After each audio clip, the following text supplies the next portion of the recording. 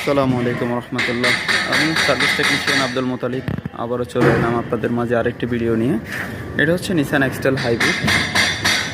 এই গাড়িটা কাস্টমার গত 4 দিন আগে প্রচণ্ড বৃষ্টি হয়েছিল ঢাকাতে, এবং সেই বৃষ্টির সাথে এই গাড়িটাতে পানি ঢুকে গিয়েছিল।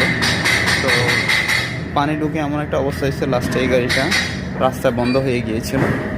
তো বন্ধ হয়ে যাওয়ার পরে কাস্টমার আমাদের সাথে যোগাযোগ করে, তো আমরা গিয়ে গাড়িটা লাস্টে টো করে নিয়ে আসি।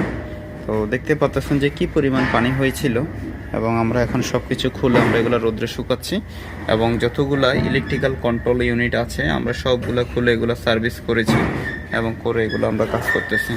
যাই হোক, আপনাদের নিসান নিয়ে হাইব্রিড নন হাইব্রিড নিয়ে যে কোনো ধরনের সমস্যা আমাদের সাথে যোগাযোগ করতে পারেন। আমাদের কাছে হোম সার্ভিসেরও ব্যবস্থা আছে, আর হাইব্রিডের পার্টস